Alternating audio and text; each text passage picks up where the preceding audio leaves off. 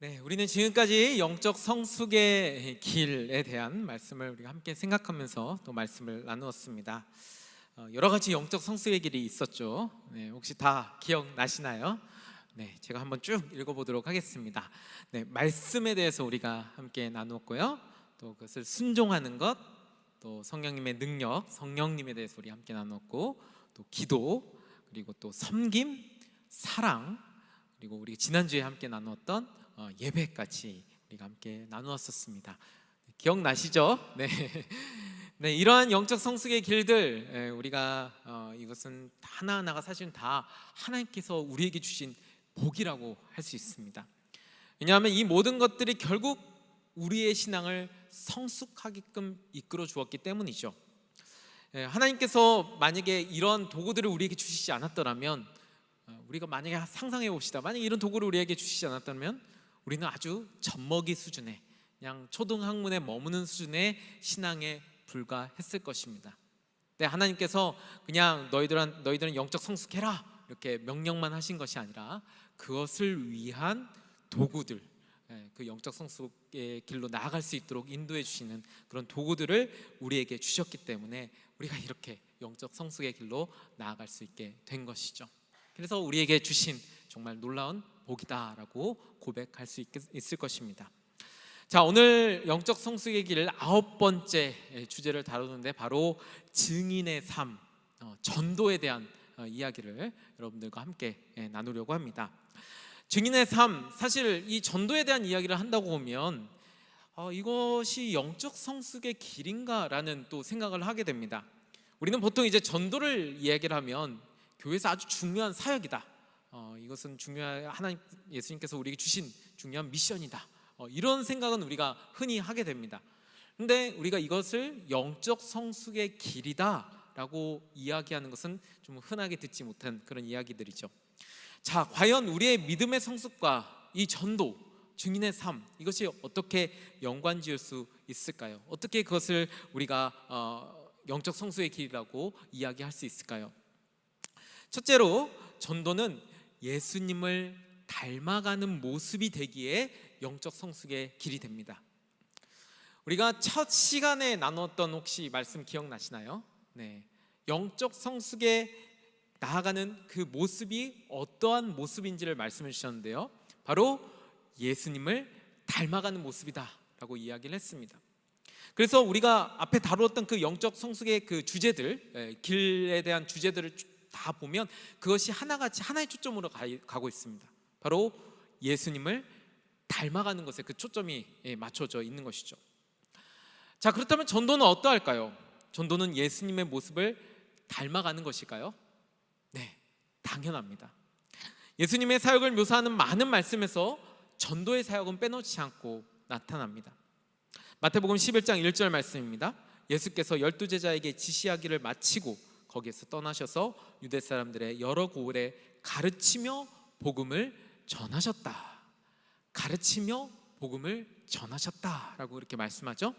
또 마가복음 1장 38절에 이렇게 말씀합니다. 예수께서 그들에게 말씀하셨다. 가까운 여러 고을로 가자. 거기에서도 내가 말씀을 선포해야 하겠다.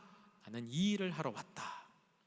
네, 예수님의 사역이 어떠한 사역인지, 무엇이 중심인지를 말씀해 주시는데 꼭 나타나는 말씀이 복음 전파, 전도하는 모습이 항상 담겨져 있는 것을 보게 됩니다. 그렇기 때문에 결국 이 전도는 예수님의 모습을 닮아가는 것이라고 할 수 있겠죠.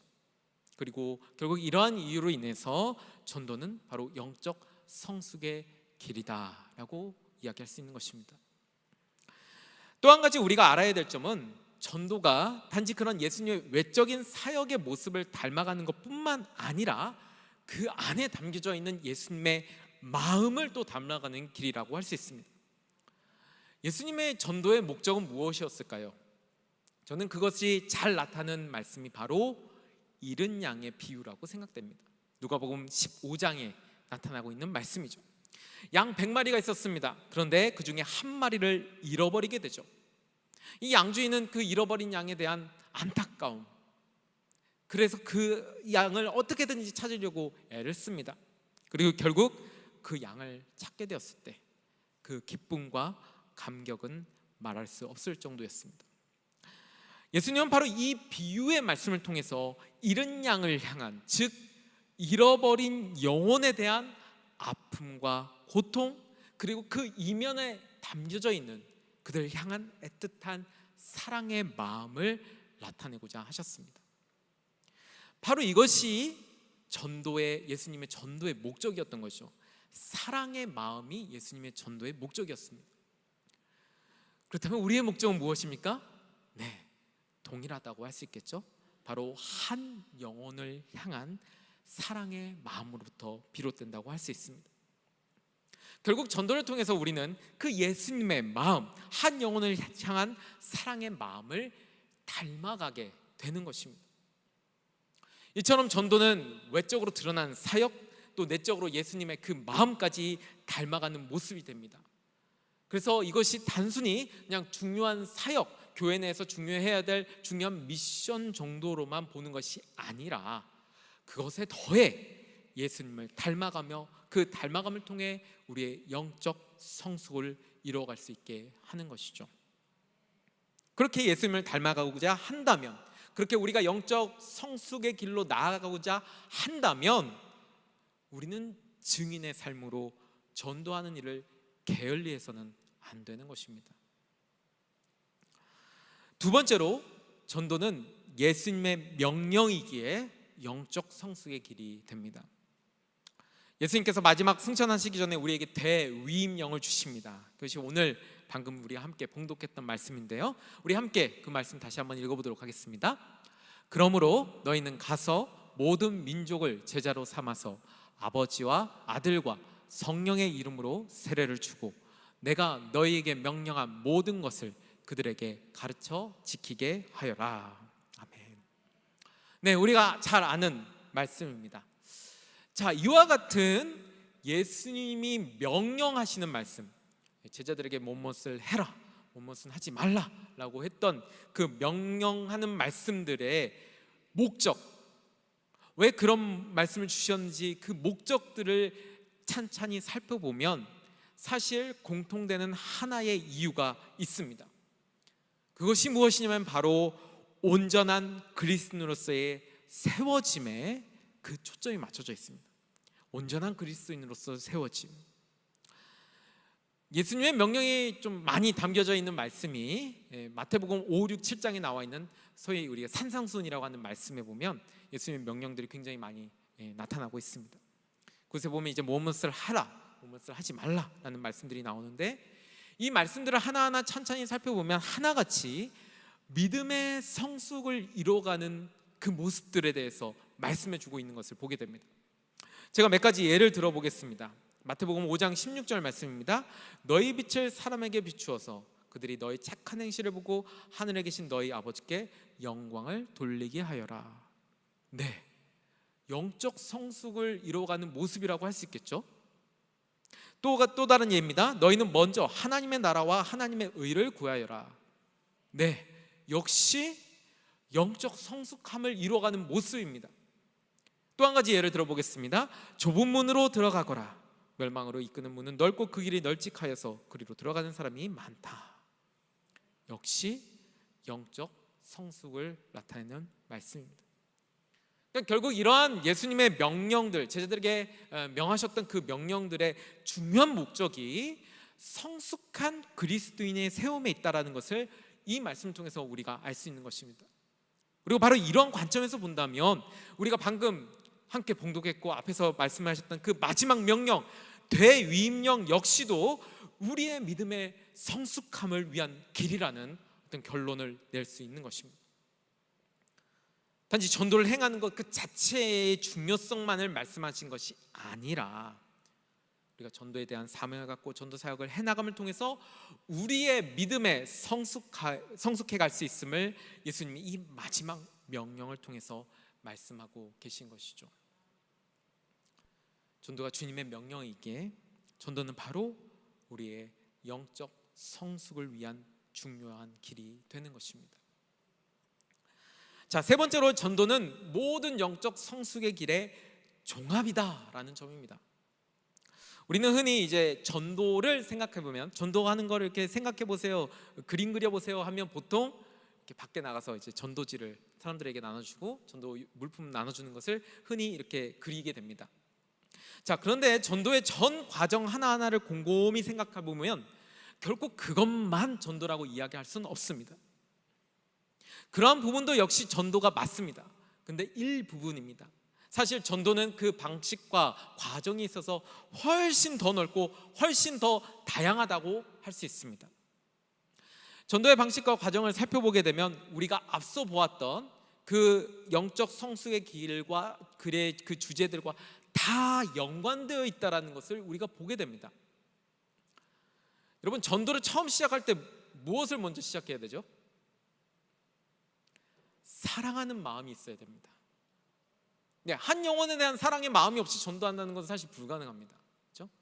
근데 사랑은 우리가 영적 성숙의 길 7번째 시간에 함께 나누었습니다. 또 전도를 하기 위해서 뭘 해야 됩니까? 기도해야 되겠죠. 네, 기도 없이 전도는 불가능합니다. 그 영혼의 마음 문을 열기 위해, 그 영혼에게 하나님의 은혜가 임하기 위해 우리는 끊임없이 전도를 위해서 기도합니다. 기도는 영적 성숙의 길의 4번째 말씀이었죠.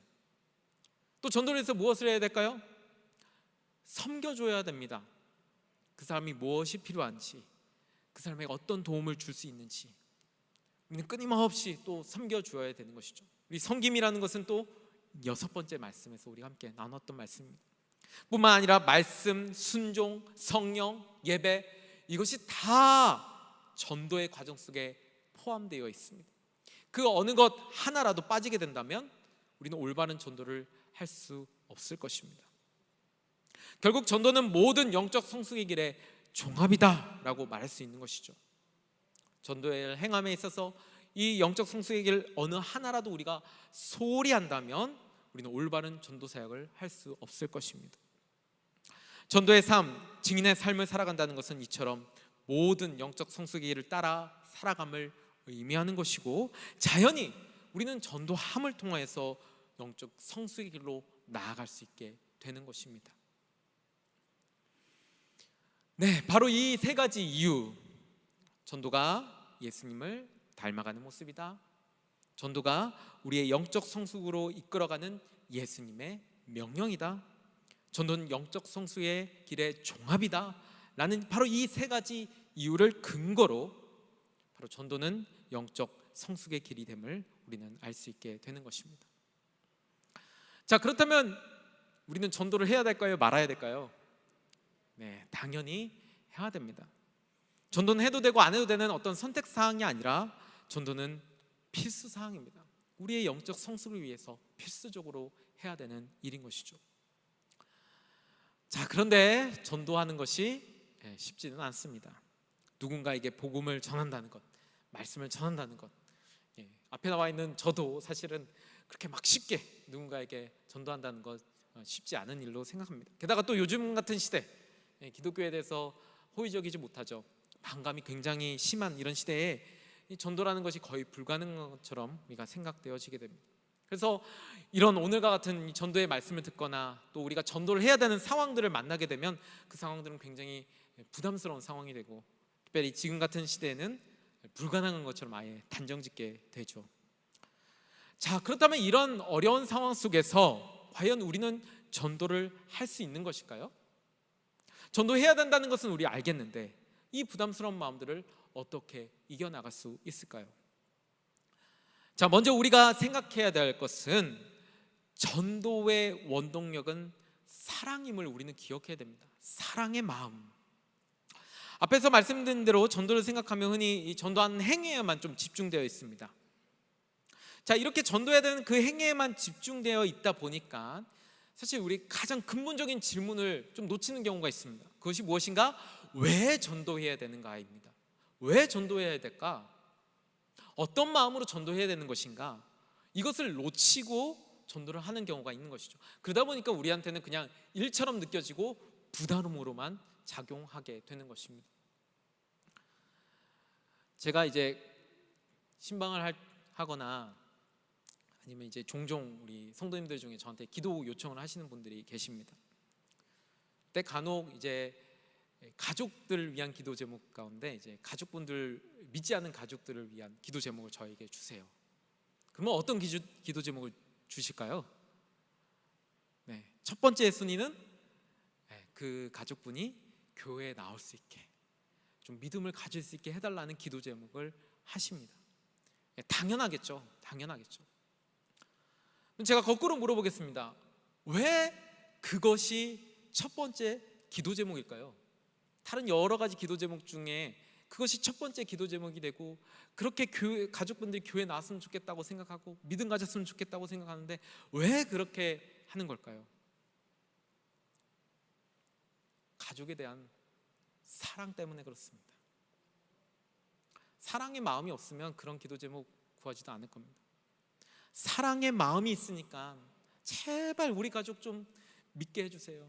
제발 우리 가족 마음 문 열고 주님 모시게 해주세요. 하나님 나라 백성으로 삼아주세요. 구원의 길로 갈 수 있게 해주세요. 그렇게 기도 제목을 요청하시는 것이죠. 이러한 사랑의 마음으로 기도를 요청하시고 또 그것을 위해 매일 기도하시고 또 가족들을 위해서 전도하려고 하실 때 그 마음에 부담이 있을까요? 네, 부담이 없다고 할 수는 없을 겁니다. 부담은 있을 것입니다. 하지만 그 상황 속에서 나는 그래 그냥 전도 포기할래. 전도 안 해도 돼. 우리 가족들 그냥 이렇게 살라고 그래 라고 생각하는 분은 단 한 분도 안 계실 것입니다. 사랑의 마음이 있기 때문에 어떻게 해서든지 우리 사랑하는 가족 믿게 해주세요 라는 기도 제목이 절로 나올 수밖에 없을 것입니다. 앞에서 말씀드린 잃은 양의 비유가 이를 더 명확하게 합니다. 잃은 양 한 마리를 생각해 보면 사실 그만한 가치가 있을까라는 생각을 하게 됩니다. 100마리 중에 한 마리입니다. 그런데 그 한 마리를 위해서 내가 목숨을 걸며 그 한 마리를 찾으러 간다는 것, 사실 경제적으로 따져보면, 계산을 해보면 뭐 그렇게까지 할 필요가 있을까? 그냥 한 마리 포기하지라고 생각할 수도 있을 것입니다. 그런데 만약에 그 잃은 양 한 마리가 내가 사랑하는 가족이라고 생각되면 어떻게 할까요? 네, 뭐 가치가 있냐 없냐, 계산을 하냐 마냐 이거 따지지 않습니다. 그냥 바로 문 밖에 나서서 이 주인처럼, 양의 주인처럼 그 양을 찾으러 나설 것입니다. 예수님은 그 사랑의 마음을 우리가 가지기를 원하셨던 것입니다. 그 사랑의 마음으로 우리가 복음을 전하기를 원하셨던 것이죠. 우리가 전도를 하려면 먼저 이 사랑의 마음을 키워가야 됩니다. 이 사랑의 나무를 더욱 크고 넓게 키워야 하는 것이죠.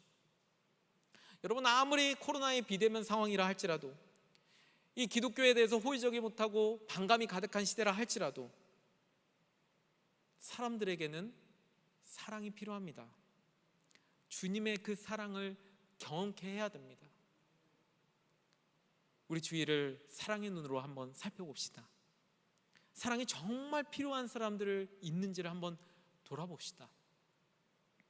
우리는 사랑을 나누어지는 사랑의 전도자들입니다. 전도는 사랑이다. 늘 구호처럼 외치는데 바로 우리가 그 마음을 가지고 전도해야 되는 것이죠. 다음으로 전도의 주체자는 바로 성령님이시다는 것을 우리는 기억해야 됩니다. 전도는 사실 영적인 일입니다. 한 믿지 않는 영혼이 마음문을 열고 그 복음을 받아들여서 예수님을 믿고 그래서 하나님 나라의 백성으로 세워진다는 것은, 여러분, 이게 무슨 일반 사회학으로 설명되어질 수 있는 일이 아닙니다. 이건 사회적인 현상이 아니죠. 우리는 이 일이 다 영적인 일이다라고 그렇게 해석합니다. 자, 그렇다면 이런 영적인 일을 우리가, 사람이 할 수 있는 일일까요? 절대 우리가 주체가 될 수는 없습니다. 물론 우리는 도구는 될 수 있습니다. 우리를 통해서 복음이 전해지고 우리를 통해서 말씀이 전해질 수 있습니다. 하지만 결국 한 영혼이 그렇게 하나님 나라의 백성으로 세워지게 된다는 것은 성령께서 역사하셔야지 가능한 일이 되는 것이죠. 영의 일이기 때문에 성령님이 주체자가 되시는 것입니다. 그렇기에 우리의 전도는 성령님을 의지하며 성령님의 인도하심에 따라 성령님께 순종하는 전도가 되어야 하는 것이죠. 나를 의지하는 것이 아닙니다. 나의 능력을 의지하는 것이 아닙니다. 성령님을 의지하는 전도가 되어야 되는 것이죠. 전도의 주체는 바로 이 성령님이신 것입니다. 자, 이렇게 성령님이 주체가 되는 전도가 되어야 하기에 우리는 상황과 환경이 전도할 수 있는 가능성, 그 조건이 되어서는 안 됩니다. 앞에서 얘기했듯이 이 현 시대가 계속 기독교에 대해서 반감이 있고 그래서 우리가 전도하기 어렵다고들 이야기를 합니다. 그런데 이러한 상황이 전도를 제한할 수 있는 것은 아니라는 것이죠. 성령님이 주관하시기에 전도를 할 수 있는 여부를 그 상황에 따라서 결정할 수 있는 것이 아닙니다. 물론 상황에 따라서 방법은 달라질 수 있습니다. 시대와 환경과 상황에 따라 그 방법은 달라질 수 있습니다. 하지만 그것이 전도가 되는 여부를 결정하는 것은 아님을 우리는 기억해야 합니다. 베드로 사도가 말씀을 선포하고 그래서 3,000명이나 되는 사람이 회개하고 세례를 받게 되었을 때, 여러분 그 시대가 전도하기가 아주 편안한 그런 시대였습니까? 아닙니다. 오히려 유대교에 핍박이 있었던 그런 시대였습니다. 하지만 그런 시기에도 불구하고 성령께서는 역사하셨고 놀라운 전도의 열매를 보게 하셨습니다. 우리가 성령님을 제한하지 맙시다. 성령님은 상황과 환경에 상관없이 역사하시는 분이십니다. 또 한 가지, 우리가 성령님이 전도의 주체자가 되시기에 그 모든 전도의 결과 역시 성령께서 결정하신다는 것을 우리는 기억해야 됩니다. 우리가 열심히 전도했습니다. 열심히 사랑하고 열심히 기도하고 열심히 복음을 전했어요. 열심히 섬겼어요. 그런데 교회 한 번도 안 나오시는 경우가 있을 수 있습니다. 근데 그것은 내가 못해서, 내 능력이 부족해서 그래서가 아닙니다. 그건 또 다른 성령님의 역사하심의 절차 가운데 한 부분일 뿐입니다. 우리는 그저 성령님께 순종하면 되는 것이죠. 열심히 사랑하고 열심히 기도하고 열심히 섬기면 되는 것입니다.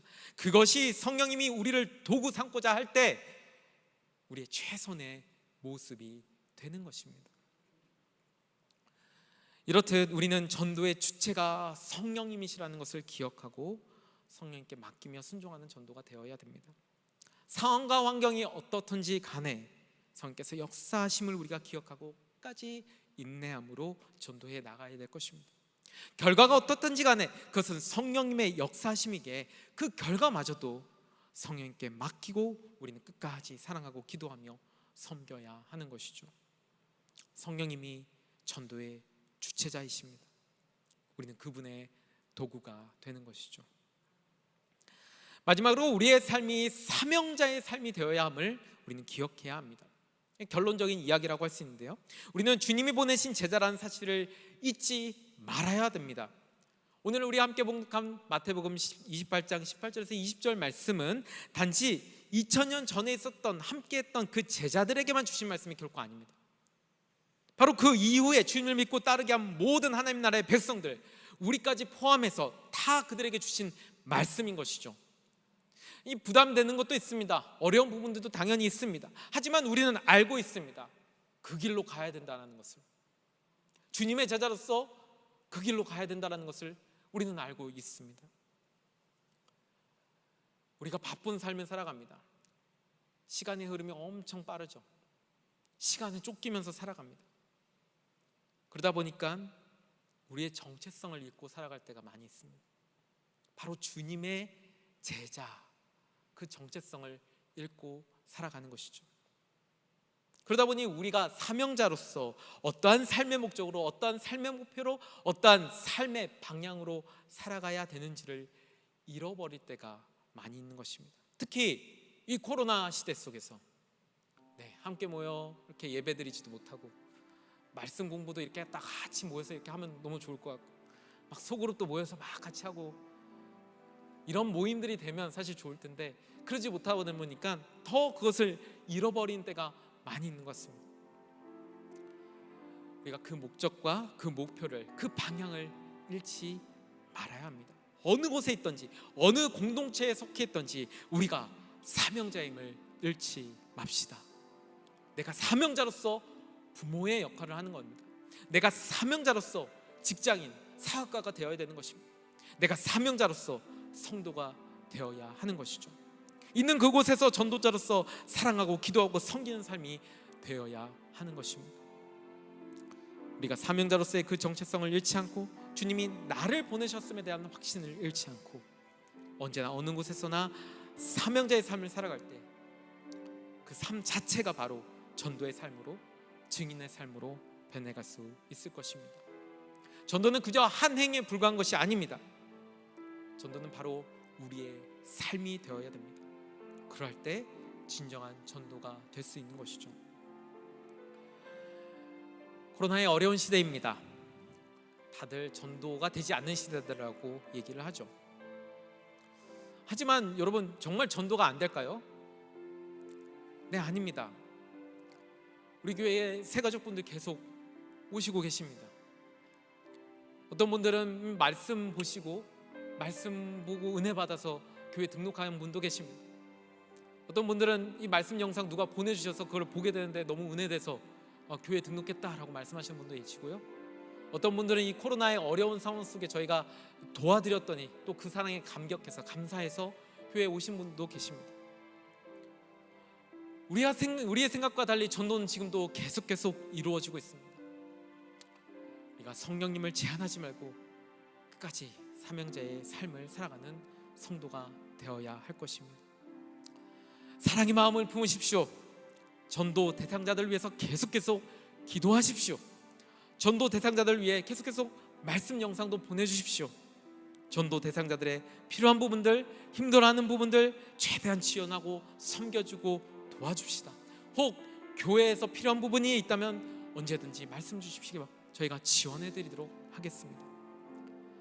오늘 우리 이 말씀을 기억하면서 하루하루 증인으로서의 삶을 충실히 살아가는 성도 여러분 되시기를 축복합니다. 기억합시다. 전도는 할 수 있습니다. 기도하시겠습니다.